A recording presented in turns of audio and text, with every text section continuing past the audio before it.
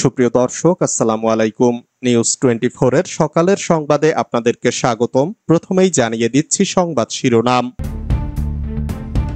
চাঁদাবাজির অভিযোগে ছাত্রদলের দুই নেতাকে পুলিশে দিল বিএনপি। ফাঁকফোকর ছিদ্র পথ দিয়ে গণতন্ত্র বিরোধী শক্তির পুনরুত্থান ঘটতে পারে, মন্তব্য রিজভীর। যে দল কর্মীদের সামলাতে পারছে না তাদের হাতে মানুষের জীবন নিরাপদ নয়, সিলেটে জামায়াত আমির। আমরা রাষ্ট্রের কাছে স্বাভাবিক মৃত্যুর নিশ্চয়তা চাই, মন্তব্য হাসনাত আব্দুল্লাহর। জাতিসংঘের অফিস বাংলাদেশের স্বার্থের বিরুদ্ধে যাবে না, মন্তব্য পররাষ্ট্র উপদেষ্টার। ইরান পাকিস্তান সীমান্তে 33 বাংলাদেশি গ্রেফতার। উত্তরায় বিমান বিধ্বস্ত, জাতীয় বার্ন ইনস্টিটিউটে আরো 2 জনের মৃত্যু, আশঙ্কাজনক অবস্থায় 6 জন। পরিবর্তনকে থামিয়ে দেওয়ার চেষ্টা হলে আবারও রাজপথে নামার হুঁশিয়ারি আখতারের। খায়রুল হকের বিচার কিভাবে হয় তা দেখার অপেক্ষায় আছে, মন্তব্য জয়নুল আবদিনের। এতক্ষণ শুনছিলেন সংবাদ শিরোনাম। পুরো খবর পেতে ভিডিওটি শেষ পর্যন্ত দেখুন। সর্বশেষ সংবাদ পেতে চ্যানেলটি সাবস্ক্রাইব করুন। এবার বিস্তারিত। চাঁদাবাজির অভিযোগে ছাত্রদলের দুই নেতাকে পুলিশে দিল বিএনপি। চাঁদা না পেয়ে শেরপুর সদরের লছমনপুর ইউনিয়ন পরিষদ ভবনে তালা, মোটরসাইকেল ভাঙচুর ও স্থানীয় বাজারে চাঁদাবাজির অভিযোগে ছাত্রদলের দুই নেতাকে পুলিশে দিয়েছেন বিএনপির নেতাকর্মীরা।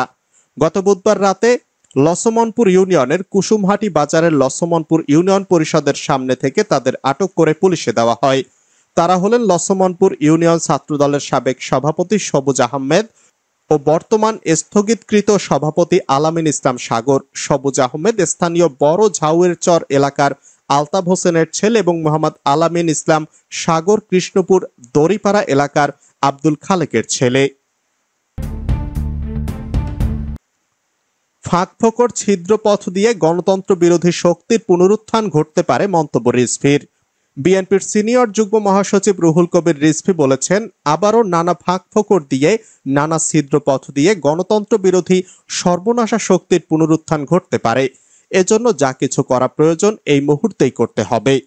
রিজভী বলেন, বর্তমান সরকারের অনেক উপদেষ্টা তাদের নিয়োজিত লোক দিয়ে ফেসবুক সহ বিভিন্ন মাধ্যমে বলাচ্ছেন এই সরকার 3 বছর 5 বছর থাকা উচিত। এটা করে তারা গণতন্ত্রের ক্ষতি করাচ্ছেন। বিএনপির এই নেতা বলেন, মানুষের মধ্যে ভয় আতঙ্ক তৈরি করে রেখেছে মব কালচার। মব তৈরি করে কাউকে বেদম পেটানো এটা অপরাধের মধ্যে পড়ে। অপরাধ প্রমাণ না হওয়া পর্যন্ত কাউকে অপরাধী বলা যাবে না। দলে নতুন সদস্য সংগ্রহ ও নবায়ন কর্মসূচির উদ্বোধনী অনুষ্ঠানে রুহুল কবির রিজভী ছাড়াও কেন্দ্রীয় ও স্থানীয় নেতৃবৃন্দ বক্তব্য দেন। যে দল কর্মীদের সামলাতে পারছে না তাদের হাতে মানুষের জীবন নিরাপদ নয়, মন্তব্য জামায়াত আমিরের। জামায়াত ইসলামের আমির শফিকুর রহমান বলেছেন, আমরা ভুলের ঊর্ধ্বে নই, কিন্তু দুর্নীতি আমাদের সংস্কৃতি নয়, চাঁদাবাজি আমাদের সংস্কৃতি নয়, দখলদারি আমাদের সংস্কৃতি নয়, মানুষের ইজ্জতের উপর হাত দেওয়া আমাদের সংস্কৃতি নয়। যে দল তার কর্মীদের এভাবে গড়ে তুলতে পেরেছে সে দলের হাতে দেশ আসলে ইনশাল্লাহ দেশকেও গড়ে তুলতে পারবে। আজ বৃহস্পতিবার সন্ধ্যায় সিলেট মহানগর জামায়াতে আয়োজিত জুলাই বিপ্লবের শহীদ স্মরণে আয়োজিত আলোচনা সভা ও দোয়া মাহফিলে প্রধান অতিথির বক্তব্যে জামায়াত আমির এসব কথা বলেন। কোন দলের নাম উল্লেখ না করে তিনি বলেন, যেই দল তার নিজের কর্মীদের সামাল দিতে পারছে না বা পারবে না সেই দলের হাতে বাংলাদেশের একজন মানুষের জীবনও নিরাপদ নয়। আমরা রাষ্ট্রের কাছে স্বাভাবিক মৃত্যুর নিশ্চয়তা চাই, মন্তব্য হাসনাত আব্দুল্লাহর। জাতীয় নাগরিক পার্টির দক্ষিণাঞ্চলের মুখ্য সংগঠক হাসনাত আব্দুল্লাহ বলেছেন, আপনি রাস্তায় বের হলে বাসে চাপা পড়ে মরবেন, হাসপাতালে গেলে চিকিৎসার অভাবে মরবেন, বিমান বা লঞ্চ দুর্ঘটনায় মারা যাবেন। বাংলাদেশের স্বাভাবিক মৃত্যুর কোনো নিশ্চয়তা নেই। আমরা এই রাষ্ট্রের কাছে একটি স্বাভাবিক মৃত্যুর নিশ্চয়তা চাই। হাসনাত বলেন, অন্তর্বর্তী সরকারের কাছে আমরা একটি পুনর্গঠিত রাষ্ট্র ব্যবস্থা চেয়েছিলাম, কিন্তু দুঃখজনকভাবে আমাদের সাবেক স্বাস্থ্যমন্ত্রী ছিলেন ইংরেজিতে অনার্স আর বর্তমান উপদেষ্টা বাংলায় অনার্স। অথচ দক্ষ যোগ্য লোকদের দিয়ে স্বাস্থ্য ব্যবস্থা পরিচালনা করা উচিত ছিল। একজন অযোগ্য উপদেষ্টার মাধ্যমে স্বাস্থ্য খাতকে অব্যবস্থাপনার ক্লাসিক উদাহরণ বানিয়ে ফেলা হয়েছে। বাংলাদেশে কি কোনো ডাক্তার নেই? শিক্ষা, নির্বাচন ও রাষ্ট্র ব্যবস্থা নিয়ে তিনি বলেন, আমরা ভালো শিক্ষা, নির্বাচন এবং একটি গণতান্ত্রিক রাষ্ট্র চেয়েছিলাম। আমরা ঐক্যবদ্ধ থাকলে ইতিহাস গড়তে পারবো। জালিম শাসনের ঊর্ধ্বে উঠে ইনসাফের ভিত্তিতে সম অধিকারের একটি বাংলাদেশ গড়ে তুলব। জাতিসংঘের অফিস বাংলাদেশের স্বার্থের বিরুদ্ধে যাবে না, মন্তব্য পররাষ্ট্র উপদেষ্টার। জাতিসংঘের মানবাধিকার বিষয়ক কান্ট্রি অফিস বাংলাদেশের স্বার্থের বিরুদ্ধে যাবে না, বরং দেশের স্বার্থের পক্ষে কাজ করবে, এমনটাই জানিয়েছেন পররাষ্ট্র উপদেষ্টা মোহাম্মদ তৌহিদ হোসেন।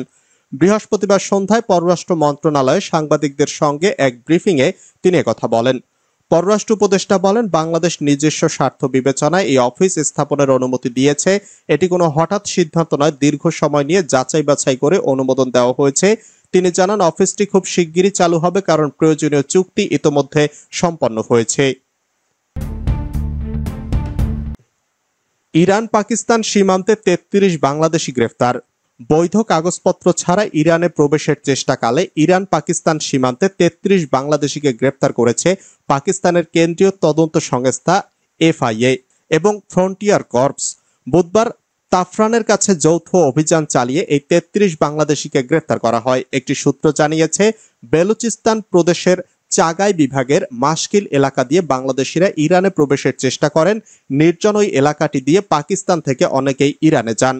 জানা যায়, গ্রেফতাররা গত জুন এবং চলতি জুলাইয়ে বৈধ উপায়ে পাকিস্তানে প্রবেশ করেন, কিন্তু কোনো বৈধ কাগজ ও ছাড়পত্র ছাড়া তারা ইরানে যাওয়ার চেষ্টা করেন।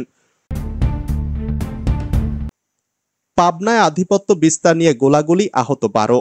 পাবনা শহরে আধিপত্য বিস্তারকে কেন্দ্র করে দুই গ্রুপের মধ্যে সংঘর্ষে গোলাগুলির ঘটনা ঘটেছে। বুধবার রাত আনুমানিক ১১টার দিকে শহরের ২ নম্বর ওয়ার্ডের মণ্ডলপাড়া জামে মসজিদের পাশের বউবাজার ক্লাব এলাকায় এই ঘটনা ঘটে। দুই পক্ষের সংঘর্ষে অন্তত ১২ জন আহত হয়েছেন। আহতদের মধ্যে কয়েকজন গুলিবিদ্ধ অবস্থায় হাসপাতালে চিকিৎসাধীন রয়েছেন। স্থানীয়রা জানান, বেশ কিছুদিন ধরেই মণ্ডলপাড়ায় দুইটি গ্রুপের মধ্যে আধিপত্য বিস্তার নিয়ে উত্তেজনা চলছিল। এর আগেও কয়েক দফা কথা কাটাকাটি ও হাতাহাতির ঘটনা ঘটেছে। বুধবার রাতে সেই উত্তেজনা চরমে পৌঁছায়, পরে সেটি সংঘর্ষের রূপ নেয়। এ সময় গোলাগুলির ঘটনাও ঘটে, এতে অন্তত ১২ জন আহত হয়। ১৪, ১৮ ও ২৪ মার্কা নির্বাচনের আলামত লক্ষ্য করা যাচ্ছে, মন্তব্য জামায়াত সেক্রেটারির। জামায়াত ইসলামের সেক্রেটারি জেনারেল মিয়া গোলাম পরোয়ার বলেছেন, এবার আর যেনতেন নির্বাচন মেনে নেওয়া হবে না। ১৪, ১৮, ২৪ মার্কা নির্বাচনের আলামত লক্ষ্য করা যাচ্ছে। যারা এ ধরনের অপকর্মের চিন্তা করছেন তাদের জন্য আমাদের স্পষ্ট বার্তা, মানুষের রক্ত দিয়ে পরিবর্তন এনেছে, আবার প্রয়োজনে রক্তের বিনিময়ে পরিবর্তনকে সফল করবে। এক্ষেত্রে জাতি কাউকে ছাড় দেয়নি, আমরাও দেব না।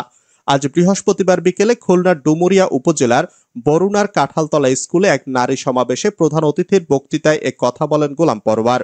এর আগে উপজেলার ধামালিয়া ইউনিয়ন জামায়াতের উদ্যোগে চেচুরি দারুস সুন্নাহ দাখিল মাদ্রাসায় আয়োজিত পথসভায় তিনি বক্তব্য দেন।